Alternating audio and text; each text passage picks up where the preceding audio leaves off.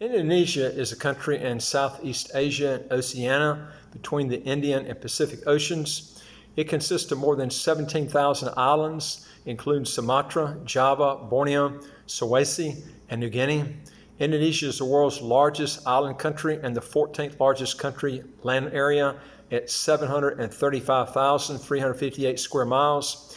With over 267 million people, it is the world's fourth most populous country, as well as the most populous Muslim majority country. Java, the world's most populous island, is home to more than half the country's population. The sovereign state is a presidential constitutional republic with an elected legislature. It has 34 provinces, of which 5 have special status. The country's capital, Jakarta, is the second most populous urban area in the world. The country shares land borders with Papua New Guinea, East Timor, and eastern part of Malaysia. Other neighboring countries include Singapore, Vietnam, Philippines, Australia, Palau, and India's Andaman and Nicobar Islands. Despite its large population and densely populated regions, Indonesia has vast areas of wilderness that support one of the world's highest levels of biodiversity. Now, in this video, I'm going to give you the advantages and disadvantages of getting residency by investment in Indonesia. Also, if you're making at least 150,000 US dollars a year or have a net worth of at least 1 million US dollars and want to learn more how to legally get your taxes to zero, how to get a second passport as quick as 3 months, do 3 things. Hit the subscribe button here at the right of your screen. You'll get new videos as they come out automatically. And don't forget to hit the notification bell next to the subscription button. And number 2 is I'd like to hear from you. If you got a question or comment, just put it below, and I'll be glad to get back with you. And number 3 is go to our website, www.citizenshipquickly.com, and hit that button at the top of the homepage where it says Apply with Us, and then fill out the questions, and then hit that bar at the bottom of the question form that says Send it to us so we can help you get started. We deal with a lot of citizenship by investment and residency by investment countries all over the world that I think you'd be interested in learning about. Okay, now you can get residency in Indonesia by investing 1 billion Indonesian rupiah, which is about 72,000 US dollars at the current exchange rates now, into a new business or into an existing business.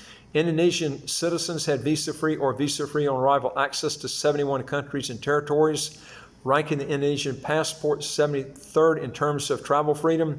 All right, now the GDP per capita of Indonesia is around 3,894 US dollars a year. Now the income taxes and other taxes are as follows. Indonesia taxes worldwide income on its residents for fiscal year 2020 to 2021. A flat corporate income tax rate of 22% applies to net taxable income on corporations. Now, individual tax rates are at different brackets as high as 30%. Capital gains derived by an individual generally are taxed as ordinary income at the normal rates.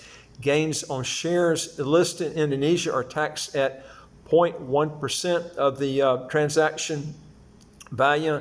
And an additional tax of 0.5% applies to the share value of founder share at the time of initial public offering.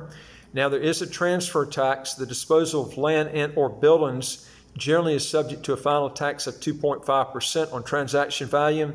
The Indonesian nationality law does not recognize dual citizenship except for persons under the age of 18. By that age, those who have not chosen their citizenship have to acquire an affidavit, which is basically what's called a limited dual Indonesian citizen passport in order to retain both citizenships. And then after reaching the age of 21, they must choose one citizenship and one passport, which is basically the same country there. Historically, Indonesia has previously permitted dual nationality as evidenced by the Sino-Indonesian Dual Nationality Treaty that lasted from 1960 to 1980. The Indonesian government announced on the 13th of February 2020 that all nationals who join the terrorist group ISIL automatically lose their Indonesian citizenship the instant they join, leaving them stateless, as Indonesia does not recognize dual nationality apart from the circumstances I just went over. Now, Indonesia also refuses to repatriate ISIL fighters captured in Syria, as their citizenship is now revoked. Now, obtaining Indonesian citizenship works like as follows. A foreign citizen can apply to become an Indonesian citizen with the following requirements. He has to be the age of 18 years or older or being married. And also, when applying, having resided in Indonesia for a minimum of 5 consecutive years or 10 non-consecutive years. And he also have to be physically and mentally healthy. He also has to be able to speak the Indonesian language and acknowledge the Pancasila and the 1945 Constitution of Indonesia. And then also never convicted of a crime for which the punishment is imprisonment for more than a year or more. And also have not, if having Indonesian citizenship will not give the person dual citizenship. In other words, if you get another citizenship, you're going to have to relinquish this passport. And then you have to be employed or have some sort of fixed income and then pay the citizenship fee to get the passport and citizenship. Now, any application for citizenship is granted by the President of Indonesia. All right, now, losing Indonesian citizenship, this could happen if a person is over the age of 18, obtains another citizenship by his or her own will, or a person does not reject or release another citizenship, even if he has the opportunity to do so, or if a person renounces Indonesian citizenship to the President of Indonesia on his or her own will with provision that he is already 18 years old or married, is staying in a foreign country and is not stateless if he or she loses Indonesian citizenship, or a person joins a foreign military without the President's permission, or a person joins a terrorist group such as ISIL. Unlike other reasons, if this happens, he or she is automatically made stateless and permanently banned from re-entering Indonesia and permanently banned from reapplying for Indonesian citizenship. Or if a person voluntarily taking another country's oath of allegiance, or a person has a valid passport or another passport-like documents from a foreign country as proof of citizenship, or staying outside of Indonesian territory for 5 consecutive years, not stating that the stay as an Indonesian citizen before 5 years prior is over, and not reporting every 5 years to a representative of the Indonesian government. Okay, now I'm going to give you my evaluation on this program, and it is as follows. There are some advantages of this program, but I'm going to tell you there's a lot more disadvantages than advantages. Let me give you the advantages first. If you're single, Indonesia does have a lot of pretty women. I will tell you that. I can vouch for that myself.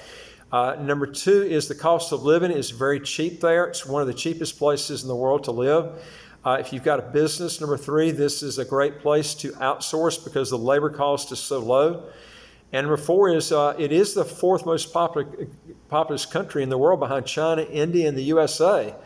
So if you've got a huge internal population to sell your service or product to, this is a very highly populated area. But remember, this is a very poor country. It's one of the poorest countries in the world. All right, now I'm going to go over the disadvantages, and they are, number 1 is it's got high income taxes on worldwide income. This is probably the thing I dislike the most. You can apply for the citizenship in 5 years, but I'm going to tell you, in countries like this, it's going to take you 10 to 15 years to get the actual passport and citizenship. And your number 3 is you're going to have to pass a language test that's similar to the Malay language to get the passport, and the passport is not a good passport. It doesn't have very many visa-free countries to it. And number 4 is Indonesia does not allow dual citizenship. And I've always told everybody, when you're getting a second passport, folks, don't go with a country that does not allow dual citizenship. We did a passport for somebody not too long ago that was from Indonesia, and whether he relinquished his other one, I don't know. But the key is he did go with a country that allowed dual citizenship, so any other passports he wants in the future, he can get them and not have a problem. But this is something you need to look at. Anyway, if you're making at least $150,000 US a year, or you have a net worth of at least $1 million US, and you want to legally get your income taxes to zero, how to get a second passport as quick as 2 to 3 months, do 3 things. Hit the subscribe button to the right of your screen here, and you'll get new videos automatically. And don't forget to hit the notification bell right next to the subscription button. And number 2 is I'd like to hear from you. If you got a question or comment, just put it below and I'll get back with you. And number 3 is go to our website, www.citizenshipquickly.com. Hit that bar at the top that says apply with us. Fill out the questions. on the questionnaire, and then at the bottom of the questionnaire where it says send it to us, hit that. And we get it, we'll get back with you and see what we can do to solve your problem. We deal with a lot of citizenship by investment, residency by investment countries all over the world that I think you'd be interested in learning about. And thanks for watching. I look forward to talking to you on the next video. Take care.